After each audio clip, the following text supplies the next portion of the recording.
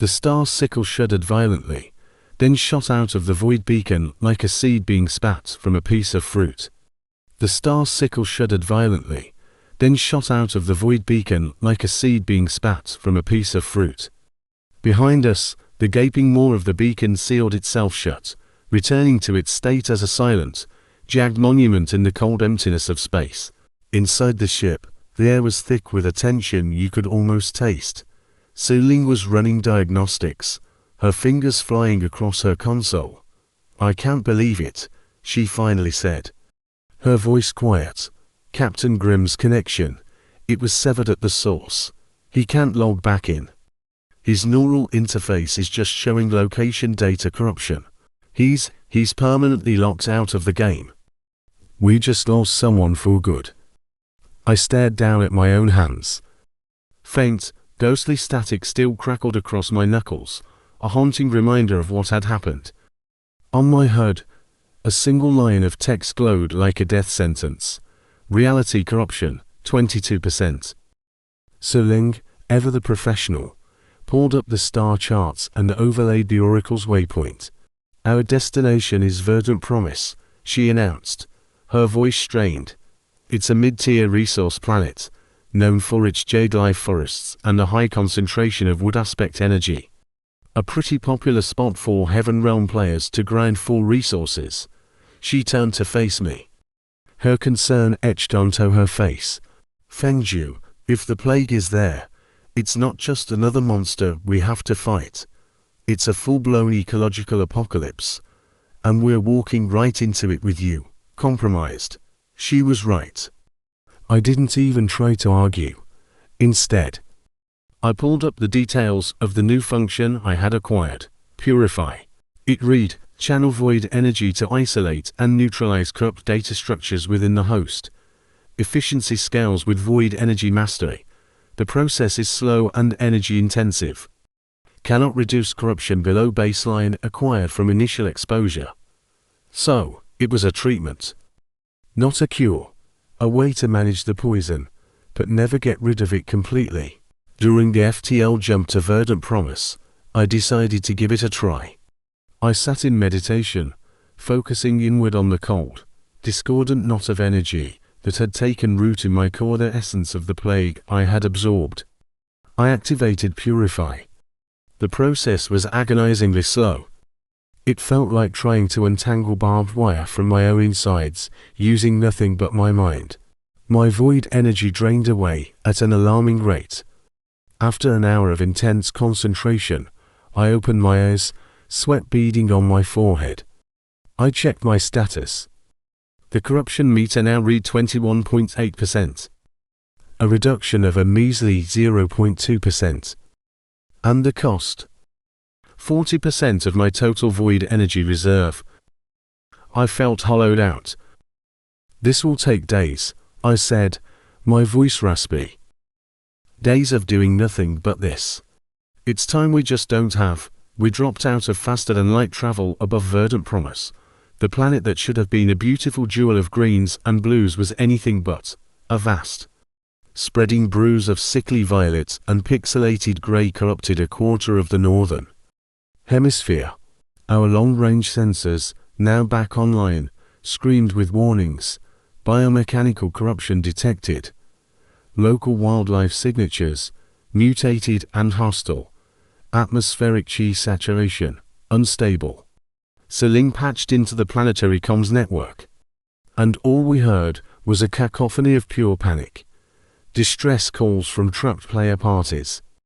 Frantic guild evacuation orders. And a single, repeating automated bulletin from the game's Galactic Council NPC faction. Planetary quarantine in effect. Cause, unknown real-time corruption event. All players advised to evacuate. We set the star sickle down at the very edge of the corruption zone. We landed in a clearing, where vibrant, jade-colored grass was locked in a visible war against the advancing grey decay. The air itself smelled wrong, a mixture of ozone and rotting data. The once majestic trees, their leaves meant to glow with soft life energy, were now twisted into agonized, grotesque shapes. Their bark was cracked, weeping streams of chaotic, glitching light. And in the distance, we didn't hear animal cries. We heard the digital screech of corrupted code, and the sickening, popping sound of matter coming undone.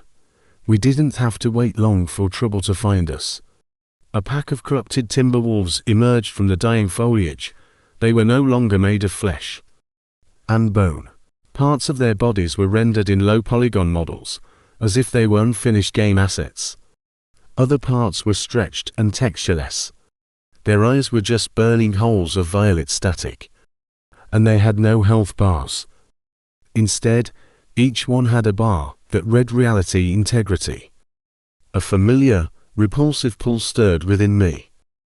This was what my Devour art was made for. The fight began. Su Ling's stellar wine blades were less effective here, but she quickly adapted, targeting the corrupted joints in their code to slow them down. I, however, was a scalpel. I used minimal Devour strikes, targeting the absolute core of the corruption within each wolf with surgical precision. With each kill, I absorbed less of the tainted energy, allowing the neutralized matter to simply dissipate into nothing. My corruption only ticked up by 0.1% per kill. I was learning control, but the cost in void energy was still immense. Just as the last wolf glitched out of existence, a deep, subsonic thrum vibrated through the ground.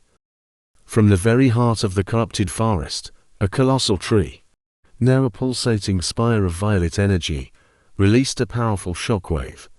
The wave didn't damage us physically, but our HUDs flickered violently.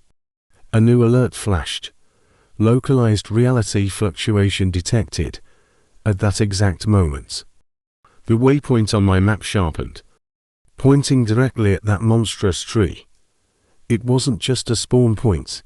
It was the corruption nexus, and it knew we were here. All around us, tendrils made of solid, glitching corruption erupted from the ground, lashing out, seeking to snare us, to assimilate us. Feng flowed upwards, defying gravity. Here, the laws of physics were merely suggestions. Feng Jiu had to get creative with his entropic touch. Instead of using it for direct attacks, he used it to survive. He'd reach out, disintegrating the grasping root tendrils that erupted from the ground, or creating a solid bridge of dissipating matter over chasms that flickered in and out of reality. Beside him, Su Ling manipulated the wind, creating sharp gusts to deflect falling, pixelated debris that rained down like deadly, corrupted hail. It was a grueling, energy-sapping trek, every step taking them closer to the epicenter of this digital plague. Finally, they broke through the twisted, glitching forest and into a clearing.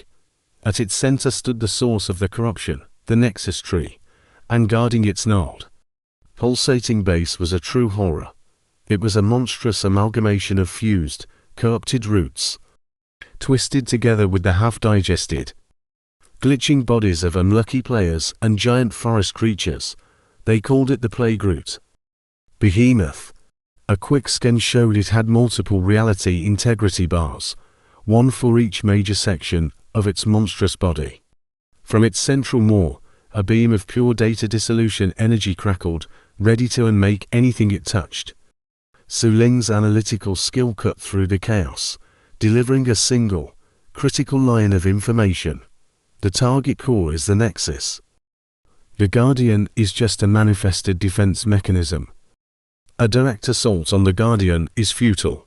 We can't just blow it up, Su Ling shouted, her voice barely audible over the behemoth's guttural roar. We have to attack the concept. The Nexus is what's stabilizing all the corruption in this area. Feng Jiu saw it then. The Nexus tree wasn't just a static object, it was an engine. It was actively drawing in the planet's natural wood aspect chi, the lifeblood of the world, and perverting it. It was spewing out a tainted, corrupted energy that warped reality itself. This was a grotesque perversion of cultivation. His eyes scanned the area, darting from the monstrous Guardian to the pulsating tree. Then he saw it, a massive, unstable-looking chunk of corrupted jade. What was once a natural energy node was hanging precariously from a cliff face directly above the Nexus tree. An idea, equal parts insane and brilliant, sparked in his mind. He didn't need to destroy the behemoth. He needed force. Immense, directional, crushing force. But how? As the behemoth began to stir, its many limbs digging into the corrupted soil, Feng Zhu remembered the reward promised by the oracle for this mission, a low fragment of gravity. He quickly pulled up the oracle's directive on his interface. Tucked away at the bottom was a small, almost hidden option.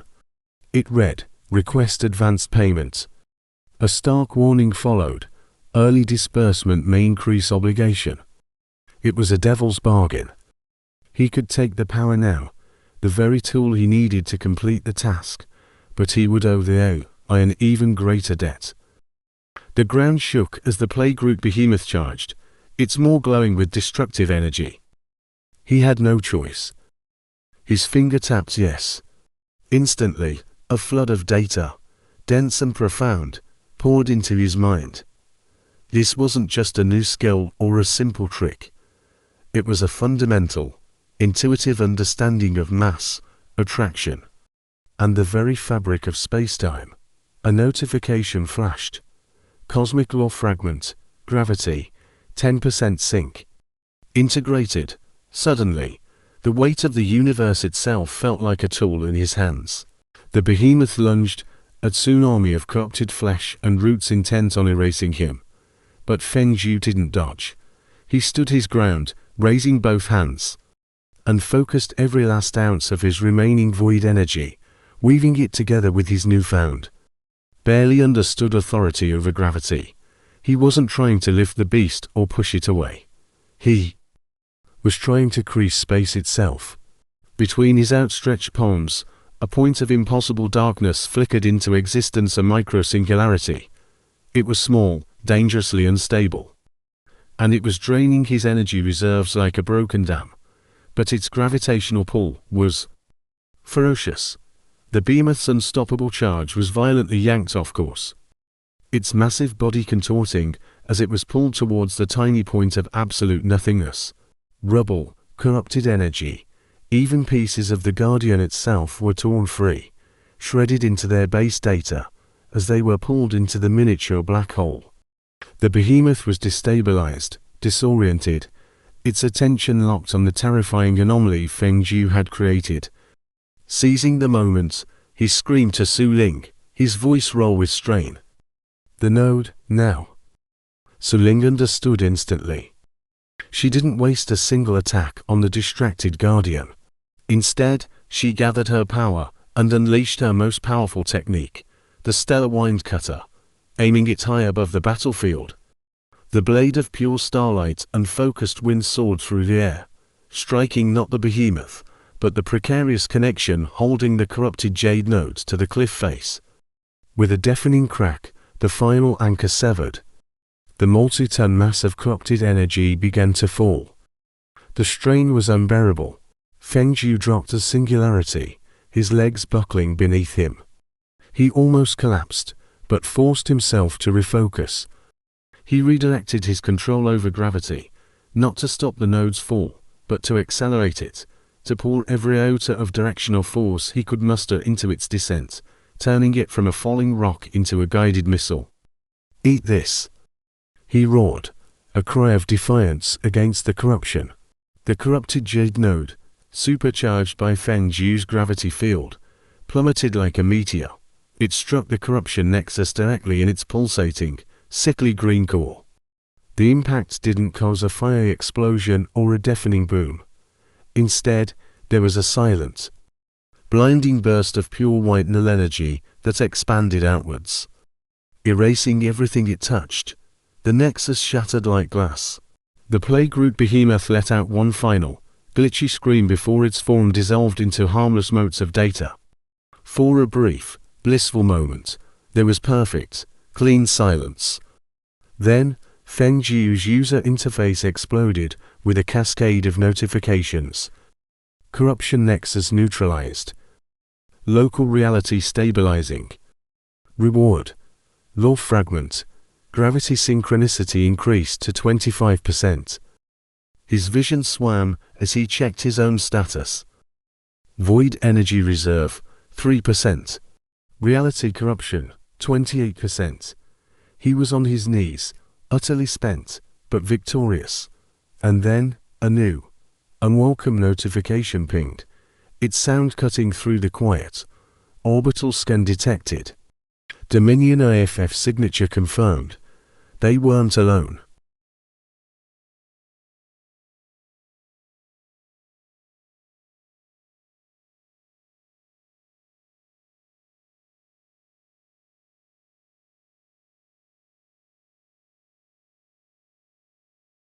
Just as the violet-grey corruption recedes like a foul tide, the victory feels hollow.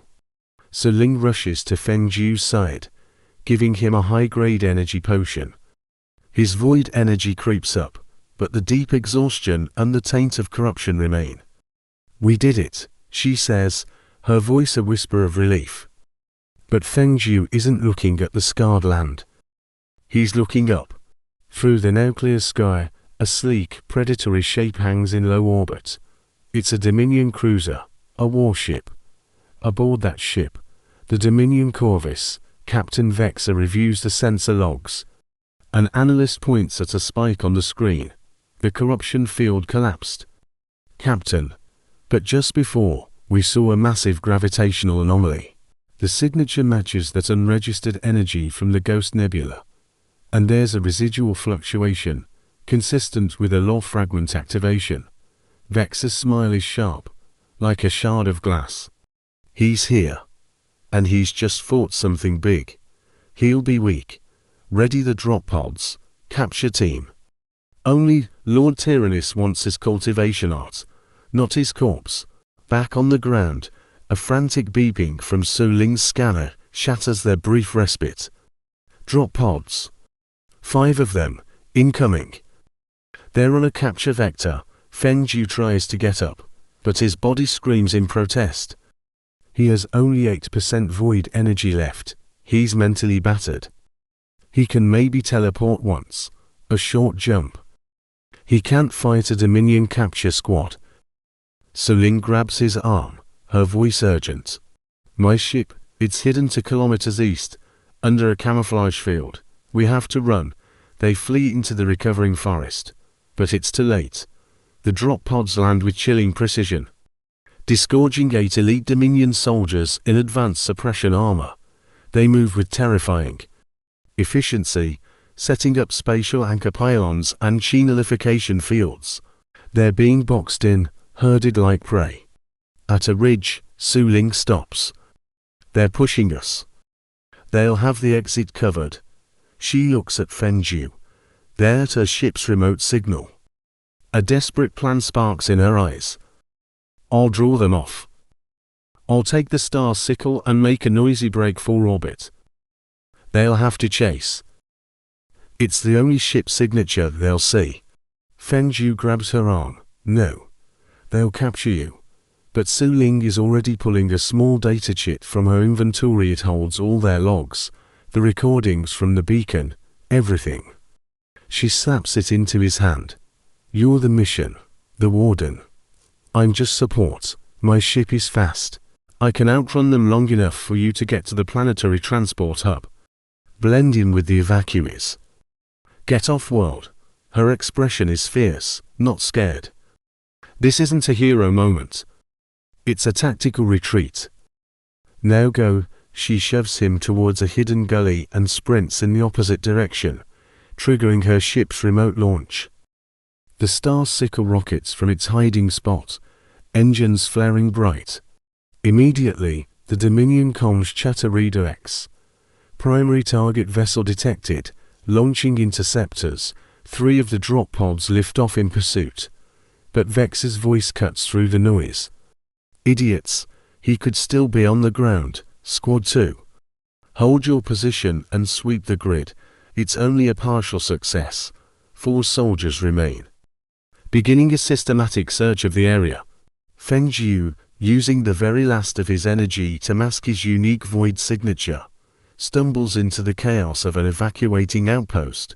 He becomes just another injured shell-shocked survivor among hundreds, at the transport hub. He boards a crowded civilian freighter, losing himself in the mass of fleeing players. From a viewport, he watches the sky. High above, the star sickle is cornered by Dominion interceptors.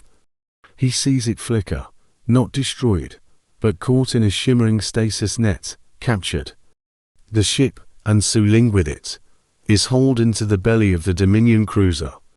As his freighter jumps to faster-than-light speed, a direct, encrypted message arrives on Feng Jiu's private channel.